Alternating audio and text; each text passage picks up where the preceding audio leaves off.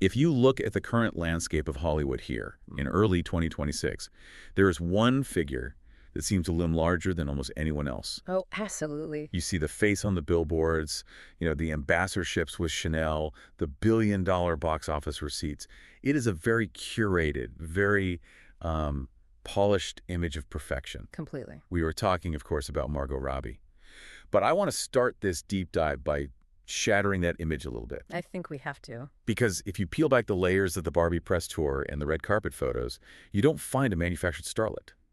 You find a woman who grew up hunting wild boar in rural Queensland, a woman who earned a certificate in trapeze artistry before she hit puberty, and someone who, quite literally, clawed her way into the industry with a level of aggression that is almost, well, terrifying. It creates a massive disconnect, doesn't it? We see the movie star, capital M, capital S, but when we actually analyze the biographical records and the production notes we have in front of us, the data doesn't point to a bombshell. It points to a strategist, a laborer, someone who treats acting less like an art form and more like a contact sport. That is exactly what we are here to unpack today. We are looking at the transition of Margot Robbie from a soap opera actress in Australia to the highest paid actress in the world and a legitimate studio mogul. And it's some transition. And I want to be clear about the mission here.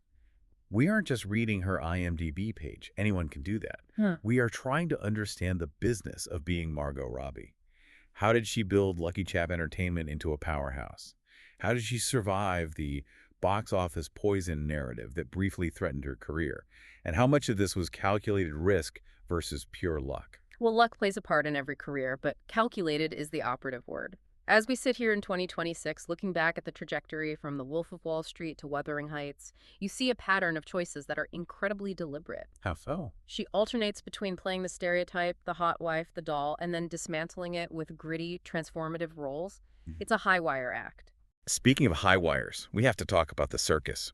But before we get to the trapeze, let's look at the sources. We've got biographical records, financial reports from her production company, and interview archives up to the present day. And I have to say, some of the anecdotes in here are just bizarre, lying to an optometrist. To get glasses she didn't need. Yes. It sounds like a quirky, fun fact, but I think it actually points to something deeper about her personality, this need to inhabit a role, even in real life. Exactly. It's about a willingness to bend reality to her will. But let's not get ahead of ourselves. To understand the mogul, we have to understand the environment that produced her. And it wasn't a soundstage in Los Angeles. No, far from it. Margot Elise Robbie was born July 10, 1990 in Dalby, Queensland. Now, for our listeners who aren't familiar with Australian geography, I think it's important to contextualize Dalby. Right, because it's not what people think of when they hear Gold Coast. Not at all. When Americans think of the Gold Coast, they think of beaches and surfing, surfer's paradise. Dalby is inland. It's agricultural. It's the bush. So farm country. Very much so. Her father was a sugarcane tycoon, which sounds wealthy, but the family dynamic was complicated. He left when she was 5 years old. And that seems to be a real defining point for her. And that separation is critical to her psychological profile. In interviews, she has been very blunt, describing him as awful. She was raised primarily by her mother, Sari, who was a physiotherapist. A single mom with 4 kids. 4 kids. And Robbie has noted that she and her siblings, Anya, Lachlan, and Cameron, didn't exactly make life easy for Sari. They were a handful. There's a specific quote where she talks about the hustle coming from witnessing her mother. Sari was a single mom raising 4 kids, working constantly. That has to instill a certain relationship with money and work, right? Oh, absolutely. You don't take stability for granted. You can't. It creates a provider mindset. You see this in a lot of successful people who grew up with financial uncertainty or a missing parent. They don't just want to succeed, they want to secure the perimeter. They want control. Which feels like the theme of her whole career, control. It is. And her childhood wasn't about leisure. She spent a lot of time on her grandparents' farm in the Currumbin Valley. This is where the boar hunting comes in. I still can't wrap my head around that. We're talking about the woman who played Barbie. Hunting boar. It's not a hobby you pick up at a country club. It implies a ruggedness, a certain fearlessness. She was surfing, yes, but she was also deeply involved in agriculture and animal husbandry. So this wasn't a child star being groomed for the Disney Channel. Not even close. This was a kid getting her hands dirty. And getting bullied, apparently. Yeah. We had to talk about the nickname, Maggot. It's a harsh one. I mean, that's just brutal. Where did that even come from? A teacher started this? A teacher? Yes, a teacher mispronounced Margot during roll call, and it stuck. Maggot. And instead of fading away after elementary school, it followed her all the way into adulthood. Her friends still call her that sometimes. Most people would be crushed by that, or at least try to bury it. But she seems to wear it almost like armor. I think it built resilience. If you can handle being called maggot daily during your formative years, a bad review in Variety probably doesn't sting as much. It toughens you up. It creates a shell. It does. But despite the ruggedness, she had this performative streak. She was putting on shows at home, but her mother did something interesting. She didn't send her to a standard acting class. No. She enrolled Margot in circus school at age 8. Circus school. Not ballet, not tap dance, circus. It's such a specific choice. And she didn't just attend. She earned a certificate in trapeze. Now, we can laugh at that, but keep a mental pin in it. Yep. That specific training body control, spatial awareness, the ability to handle physical risk is the foundation for her action career. When we see her in Suicide Squad or doing her own stunts, that isn't something she learned in an acting class in West Hollywood. That's the circus training coming out. It's a very physical approach to the craft. It's almost athletic. It is. But there's a contradiction here I want to explore. You have this rugged, boar-hunting, trapeze artist, farm girl, but sources also say she was a massive nerd. A huge nerd. Specifically, a Harry Potter nerd. Obsessively so. She devoured the books. Which is relatable for a lot of people her age, but she took it a step further. And this brings us back to the optometrist story. She wanted to look like Harry Potter so badly that she lied to a medical professional. She faked having bad vision. She memorized the eye chart or gave the wrong answers just to get a prescription. She wanted the glasses to inhabit the character of, well, a wizard. That seems like more than just childhood make-believe. That's a level of commitment that borders on deception. It is deception. But for an actor, deception is the toolkit. It shows a willingness to alter her reality to fit the role she wants to play. Even as a child. Even at a young age, she understood that appearance dictates identity. If she had the glasses, she was part of that world. It's an early sign of a very immersive, almost method approach to character. So we have the drive, we have the imagination, but how does that translate to a career? Because a lot of kids have imagination. Not many of them are working 3 jobs at 16. That's the Queensland hustle again. By her late teens, she was attending Somerset College and studying drama, but the financial reality meant she was grinding. She wasn't a trust fund kid. Far from it. She was tending bar, cleaning houses, and working at Subway simultaneously. Sandwich artist to star. It's incredible. But it teaches you customer service, it teaches you speed, it teaches you how to deal with the public. And while she was doing this, she was picking up small roles in indie thrillers films like Vigilante and ICU. So she was already building a resume. A small one. But she realized very quickly that the ceiling in Queensland was low. If she wanted to be a professional working actor, she had to go to Melbourne. This is where the story shifts from hardworking kid to strategic genius. She sets her sights on Neighbours.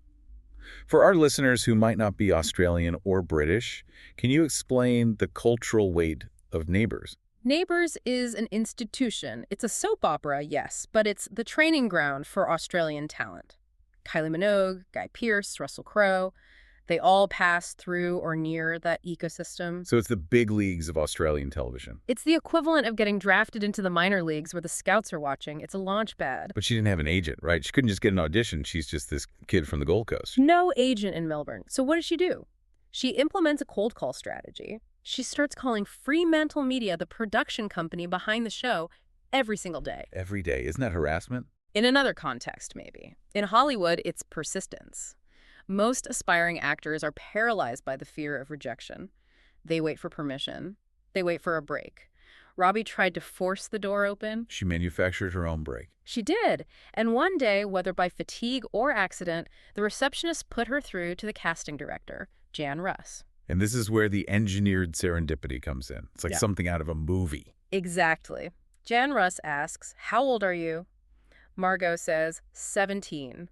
And it just so happened they were looking for a 17-year-old girl for a specific role. Wait, hold on. It just so happened. That sounds a little too perfect. Is it possible she knew they were casting and that's why she was calling? It's possible she picked up chatter, but the biographical record suggests it was a coincidence of timing. However, the readiness was not a coincidence. She was prepared for the moment. When they told her to come in, she was there. She auditioned for the role of Donna Friedman, and the story goes she was actually on her way to a snowboarding trip with her boyfriend when she got the call. She dropped everything. And Donna was supposed to be a guest role, correct? A few episodes and out. Just a blip. But this is where her work ethic from the farm and the subway line kicked in. She made choices in that audition that made the character undeniable. They promoted her to a regular. She stayed for 3 years. 3 years on a soap opera is a long time. That must be an intense education. It's an eternity in television production. You have to understand the mechanics of a soap. It is a factory. They're shooting multiple episodes a week. You get your script. You have to memorize massive chunks of dialogue instantly. You hit your mark. You shoot. You move. There's no time for artistic navel-gazing. There is no time for, what is my motivation? It is technical acting. It teaches you how to find the camera light, how to cheat your angle, how to be consistent. It was her boot camp. And she was good at it. She earned 2 Logie Award nominations, so clearly the Australian public loved her. But she did the thing that so many Australian actors tried to do. She looked at America. The pilot season pilgrimage. She quit Neighbours, which was a stable paycheck, a sure thing, to fly to Los Angeles and sleep on friends' couches. That is a massive risk. And her first landing was Pan Am in 2011. I remember the hype for that show. Pan Am is an interesting case study in failure. On paper, it was a hit. A glossy period drama on a major network, ABC, riding the Mad Men wave.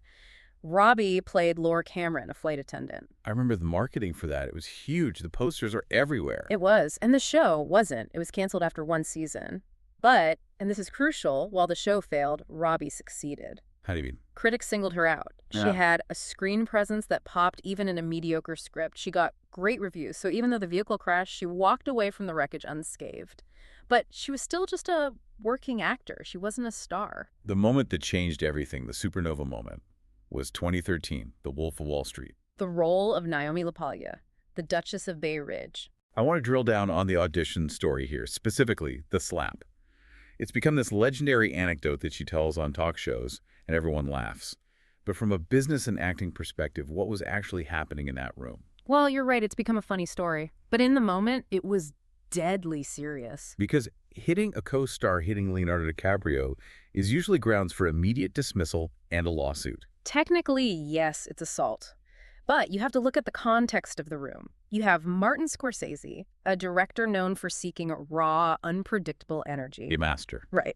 You have DiCaprio, who is arguably the biggest star in the world, and he is improvising. He is screaming at her, demanding she beg for him to stay, really bringing that intensity. So the energy in the room is already chaotic. It's not a polite script reading. Highly volatile. The script called for her to walk away, or in some versions, to kiss him. A kiss is a submission. It resolves the tension romantically. It's the safe choice. It's what's expected. It's what every other actress would have done because, frankly, who doesn't want to kiss Leonardo DiCaprio? Right. It's the easy path. Robbie is standing there, probably terrified, realizing that if she does the safe thing, she disappears. She's just another pretty blonde in the pile. She needs to dominate the moment. So she rewrites the scene in her head. In a split second, Yeah. She decides to break the pattern. She walks up and slaps him across the face. Hard. And the room goes silent. Dead silent. She genuinely thought she'd ruined her career. She thought, I'm going to be arrested. But then Scorsese and DiCaprio burst out laughing. Why laughter? Why not anger? Because it was real. It shocked them.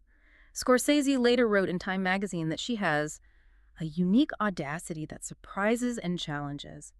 He compared her to Kathy Moriarty in Raging Bull. High praise. The highest. That slap proved she wasn't intimidated by DiCaprio's star power. If she could slap him in the audition, she could hold her own against him on screen. It proved she was Naomi. It's a power move. It's the ultimate I belong here statement. It's the ultimate power move, and it worked. The film grossed $392 million. Robbie became an overnight sensation. But the sensation part almost broke her. We talk about fame as the goal, but she describes the aftermath of Wolf of Wall Street as terrifying. It was the loss of anonymity. Suddenly, the paparazzi were everywhere. She was being objectified globally as this sex symbol. She couldn't go to the grocery store. It sounds like a nightmare. She actually called her mother and said, I don't think I want to do this. I want to quit.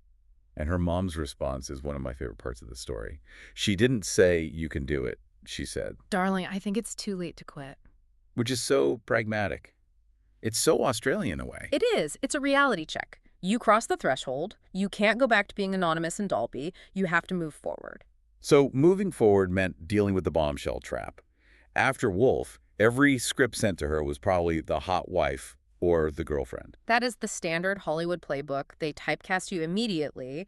If you're successful in a role, they want you to do it again and again. But Robbie, and this is where her strategy is brilliant, refused to play the game. She did. She actively sought roles that required her to be unglamorous or hyper-skilled. She became a chameleon. Let's talk about the skills. In Focus, 2015, with Will Smith, she played a grifter. And she didn't just learn the lines. She worked with Apollo Robbins, who is a world-class deception expert. He's known as the gentleman thief. So she learned from the best. She learned how to actually pickpocket. She learned the mechanics of lifting a watch, of redirecting attention. It's about focus manipulation. It's a real, tangible skill she added to her toolbox. And then Z for Zachariah, the complete opposite. She dyes the signature blonde hair brown, learns an Appalachian accent.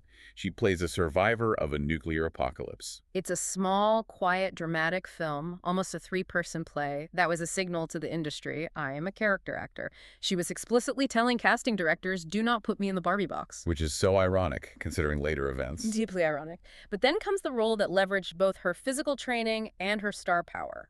Harley Quinn in Suicide Squad 2016. This is where the circus training pays off. First, live-action portrayal of the character. The pressure from the comic book fan base was immense. If you mess up Harley Quinn, the internet never forgives you. And she'd never read the comics before, right? No, but she dove into the lore. She did the homework to satisfy the fans, but the physical prep was on another level. Gymnastics, boxing, aerial silks. And breath holding. Right. The underwater scene. She learned to hold her breath for 5 minutes. Why? Why not just use a stunt double or CGI?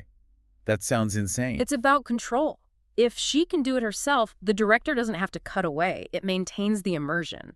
It's the same reason Tom Cruise hangs off airplanes. It sells the reality.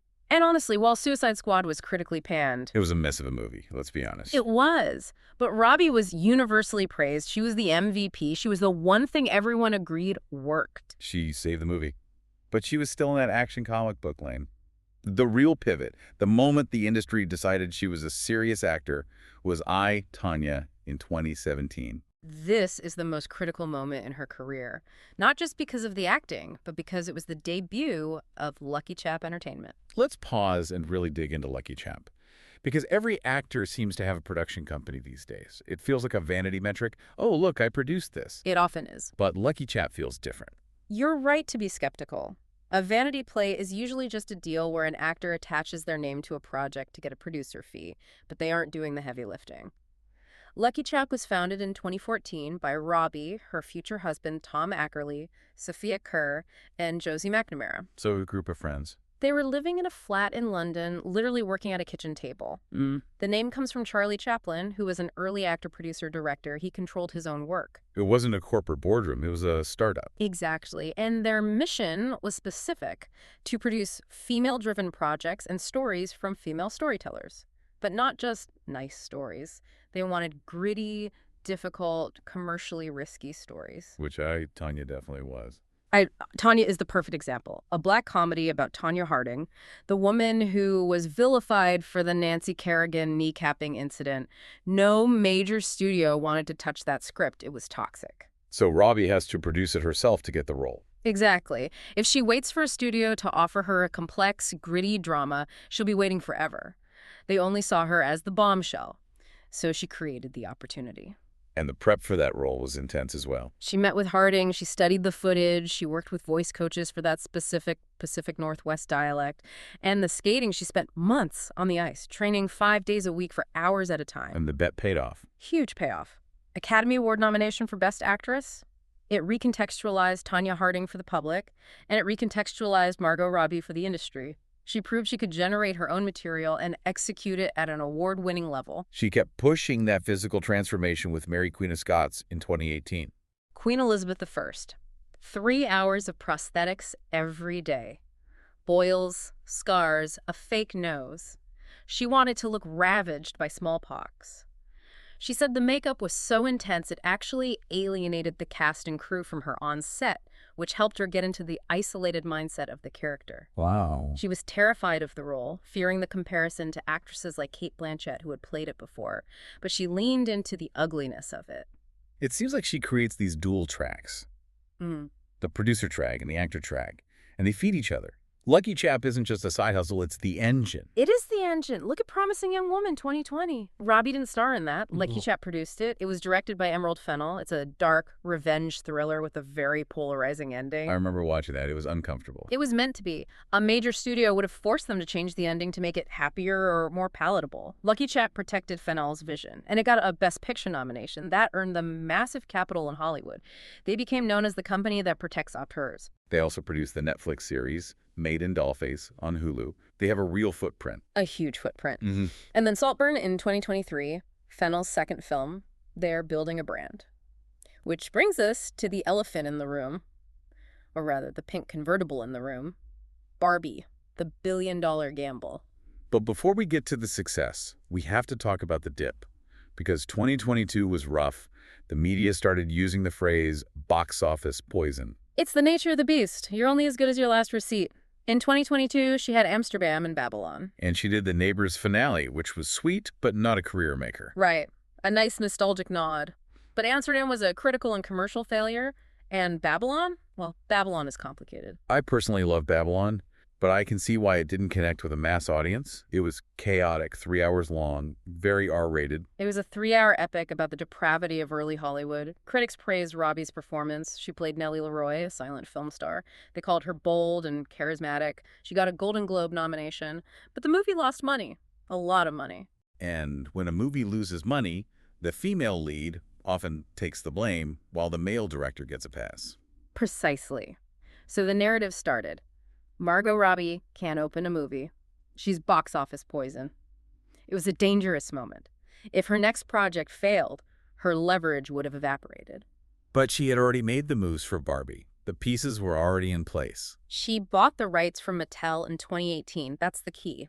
She saw the value in the IP when everyone else thought a Barbie movie would be a joke. She pitched it to Warner Bros., not as a toy movie, but as a billion-dollar idea. She literally said in the pitch meeting, this movie can make $1 billion. The audacity of that. And she hired Greta Gerwig. That was the masterstroke. Right? Absolutely. Gerwig gave it artistic credibility. Hiring Greta Gerwig turned it from a toy movie into an event. But here's a detail many people miss. Robbie didn't want to play Barbie at first. Really? She actually offered the role to Gal Gadot. She said she was looking for someone with Barbie energy, someone genuinely good and kind. I can't imagine Gal Gadot as Barbie. I mean, she's beautiful, but Robbie has that specific energy. Gadot declined. Robbie stepped in. And let's talk about the money, because this changed the industry standard. Robbie negotiated a deal that reportedly included a base salary of $12.5 million, which made her the highest paid actress that year. Which is huge on its own. But the real money was in the back end. Explain back end for the listener who doesn't negotiate movie contracts. Usually actors get a fee, maybe a small bonus if the movie hits a certain number. Robbie, as a producer and star, likely negotiated first dollar gross or a significant percentage at the box office. This means she gets a cut of every ticket sold, not just the profits after the studio deducts their expenses. And since the movie grossed over $1.4 billion. The payout is astronomical. We're talking roughly $50 million or more when all is said and done. It silenced the box office poison critics instantly. It proved that a film about a doll made by women for women could out-earn the superheroes. It completely changed the game. It cemented her status as a titan. She's not just an actress for hire anymore. She's the one doing the hiring. Correct. She is an architect of the industry now. I want to shift gears to the personal side briefly, because for someone this famous, her life is surprisingly normal. She's very private. Wholesome might be the word. She met Tom Ackerley on the set of Sweet Française in 2013. He was an assistant director. Yeah, the famous actor? No, part of the crew. And here's the connection that brings everything full circle. Tom Ackerley was an extra in the Harry Potter films. No way. The Draco Malfoy connection.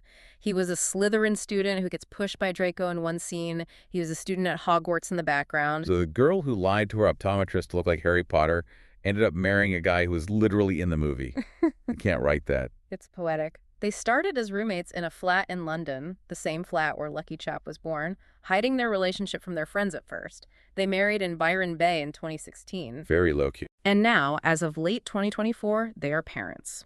She gave birth to a son in October 2024, which adds a new dimension to her career. Navigating motherhood while running a studio and starring in films is a logistical nightmare, but she seems to have built a support system to handle it. They live in Venice Beach, they keep to themselves. She's also surprisingly active in things you wouldn't expect, like ice hockey. She's a massive New York Rangers fan, and she played right wing in an amateur league. Again, the contact sports. She likes hitting things, the slap, the hockey. It fits the pattern, it's aggressive, it's physical, but she also uses her platform for advocacy. It's not just lip service. Right, she's worked with the UNHCR and Oxfam on their I Hear You project for refugees. And I remember her SNL hosting gig in 2016. She wore a t-shirt that said, "Say I do down under." Which was a huge deal at the time. It was a pivotal moment. This was before marriage equality was legalized in Australia. She wore that shirt on national American television to pressure the Australian government. That's using your cultural capital for political change.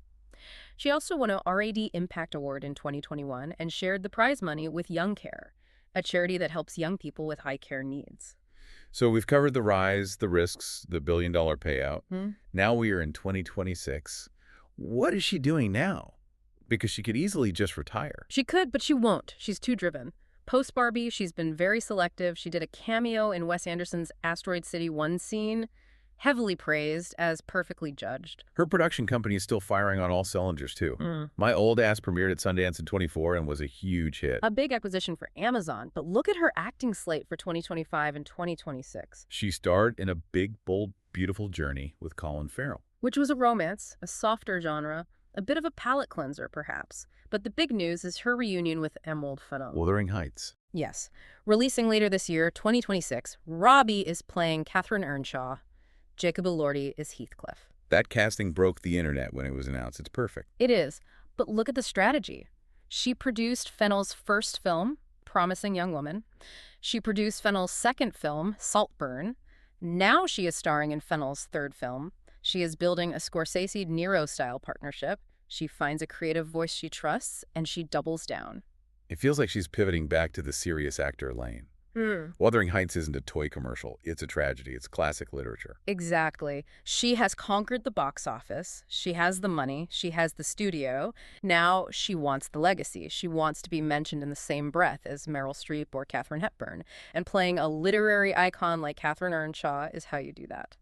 So, if we zoom out and look at the deep dive mission here, what does the story of Margot Robbie actually tell us about the modern entertainment industry? It tells us that the era of the dumb blonde is dead.